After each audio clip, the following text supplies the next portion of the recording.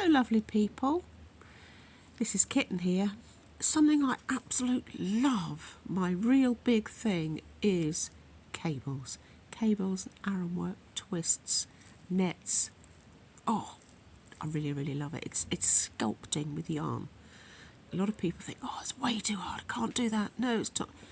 I'm going to show you how to make a very simple cable pattern. Really easy.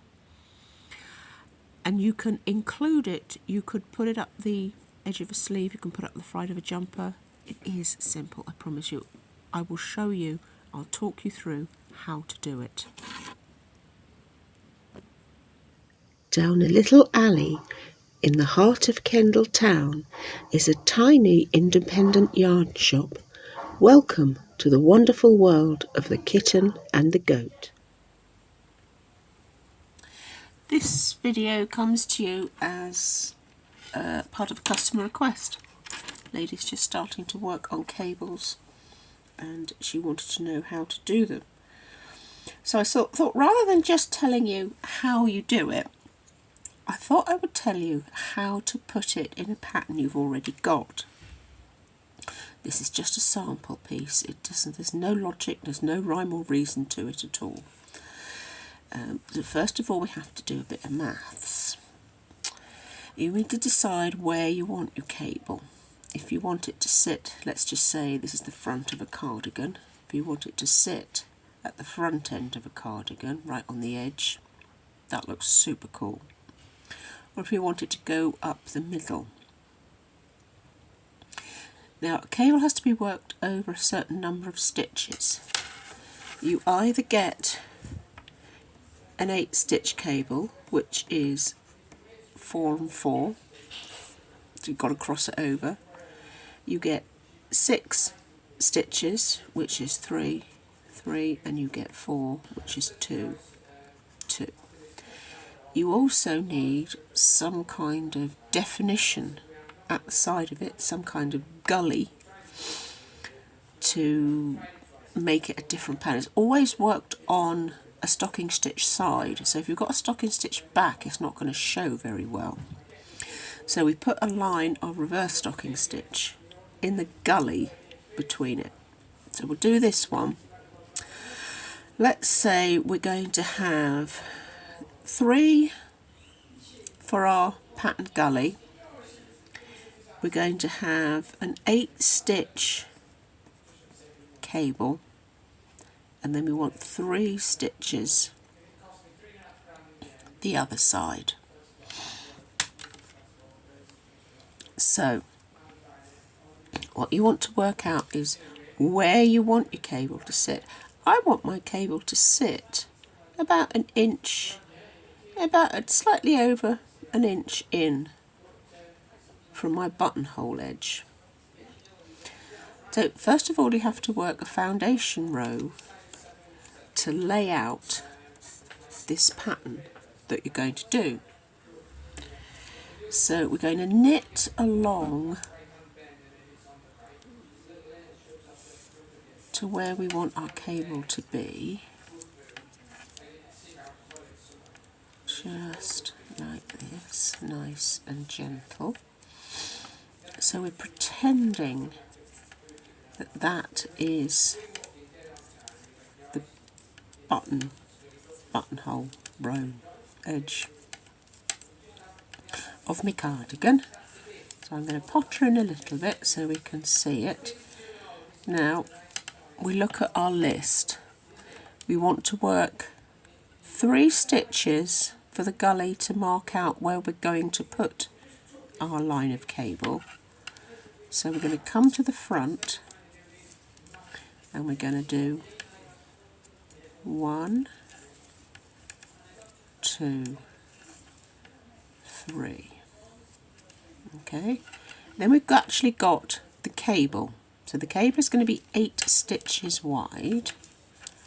1, 2, 3, 4, 5, 6, 7, 8. I picked the biggest so you could see it more easily. Then we need the pattern the other side. 1, 2. Obviously, if it's only a little kiddie's cardigan, you're only going to want to do the skinniest. And then you just knit to the end of the row to complete the back. That's not a problem. Just potter along here, doing this. What is it? So, with stocking stitch, you'll have heard it, you do a knit row, a whole knit row, and then a whole purl row, so it's flat on one side. Reverse stocking stitch is the other way round. So we've knitted that little lot. Now this is the back. And the back, you don't do anything other to the back. And a lady struggling to start the line with a cast, with a purl this morning. Hold it like you would hold it. Slip needle under the yarn, in the stitch and round. Where were we going? I can't remember what we were talking. Oh yeah, on the back. You don't do anything to the back. Always on the back. You work the stitches as they lie. So that's a purl. We're going to work a purl. So it's getting a bit tight. Oh, it's all tangled up in my blanket. At least it stopped raining today, eh? Okay, so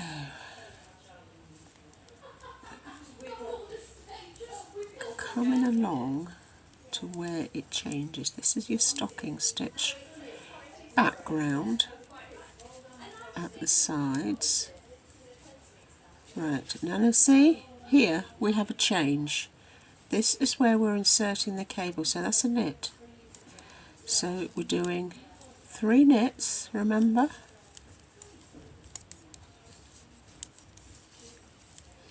And we're going to do the cable, 2, 3, 4, 5, 6, 7, 8, and then we've got 3 that's a knit for the other side of the gully, and then we've got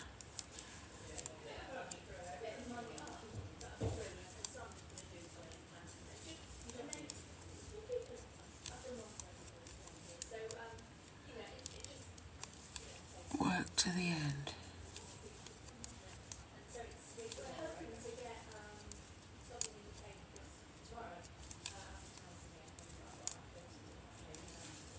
Okay, so when you turn around, you will see,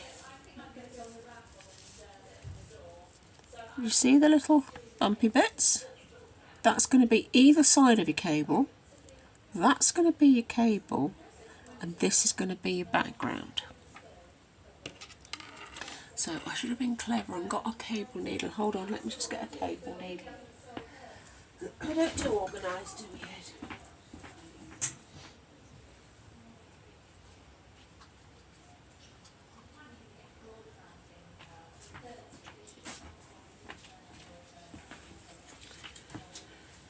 Run out of cable needles in the shop, so I'm just going to use a double pointed needle. Cable needles don't really come sized. You are not knitting on a cable needle. All you are doing is holding stitches out of the way. I've been known to use an old crochet hook, safety pin, cocktail sticks, anything skinny to hand. You're not working on it, it just moves the stitches. Obviously you don't want to put a great big thick one down a tiny little hole, But apart from that, it really, really doesn't matter. Now we're going to potter along to where our little pattern starts.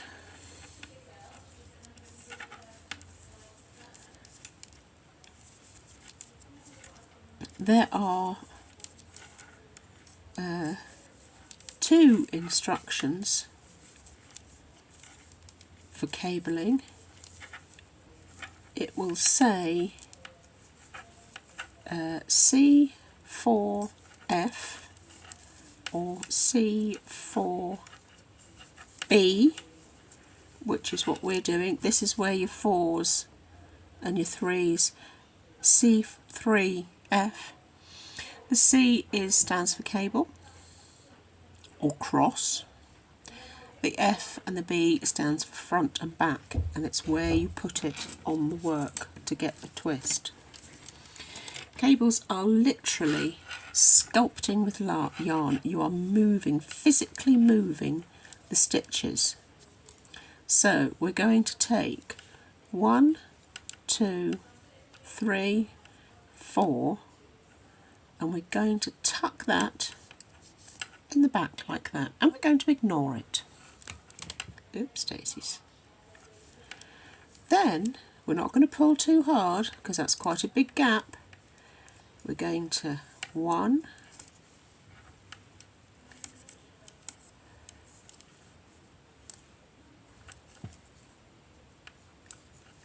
2, 3, 4. See? That's 4. Then we're going to take this, we're going to put these 4, I can see it through a camera lens, 1, oops the daisies, 1, 2, 3, 4. That's where your 4, 4, 3, 3, 2, 2 come in, because it's these 2 lines of stitches that you're crossing over. I love this, it's so simple, it's so much fun, it looks so good. 1, 2, 3, 4. Sorry, I haven't really got a long enough arm on this today. I was a bit squished, a bit of a rush setting up. So I didn't have the cable needle or anything. 1, 2, 3, and then we're going to work to the end of the row, and then we can see the magic results that happen.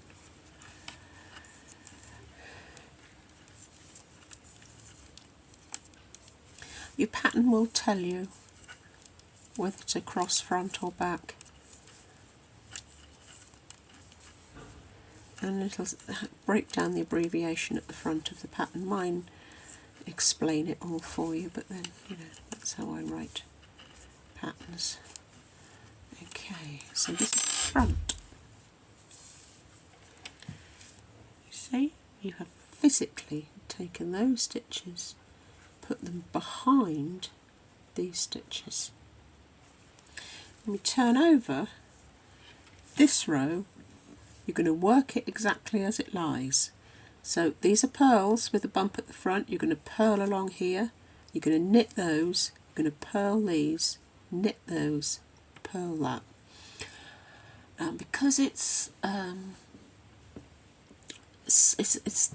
8 stitch crossover, you're going to want more rows between the cross, otherwise it all gets bunched up. So you're going to want, I usually tend to go 8 rows, 6 rows, 4 or 6 rows, just so you can see it. You can go longer. I'm going to work a good few rows so that you can see the effect more clearly. We have worked up a bit. I've done 8 rows. So you can see how it crosses over.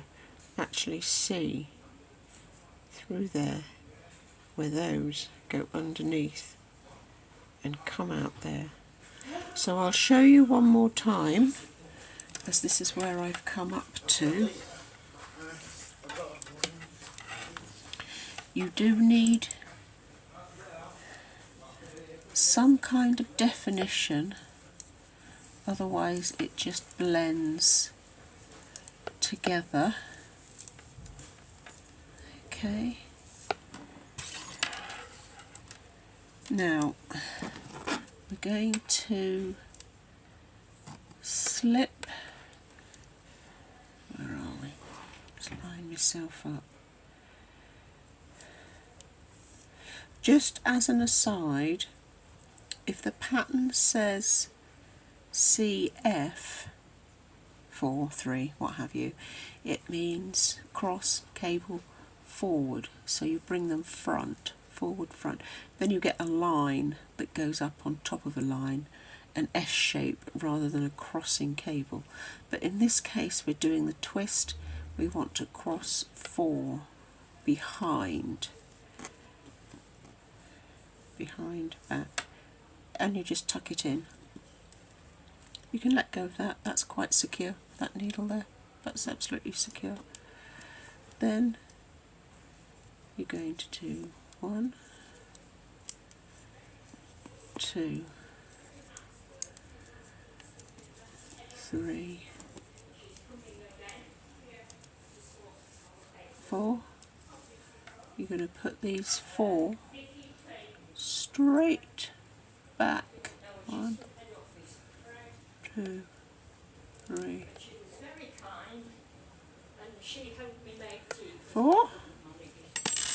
Don't need that. 1, 2, 3, 4. Work your border. 2, 3. There you go. See how your cable starts to form, and honestly that's it. For a simple cross cable, that is all you do. So if you can do your knit stitch and your purl stitch, you can put a little bit of cable up your jumper. That sounds weird. Stick a cable up your jumper, love. That sounds silly, doesn't it? Any questions, just give me a shout. If you've got any ideas for a tutorial, this was a customer request because they're just starting to do a kiddie's jumper with a cable up the front. They wanted it all broken down simply for them. Just let me know. Okay, we'll see you next month. That's it for our technique video this month. I hope it was some use to you. We're a small independent knitting shop in Kendal. If you want to visit, we have a proper website and we specialise in helping beginner knitters. I'm a very experienced knitter and I put out a free pattern video and a technique video every month.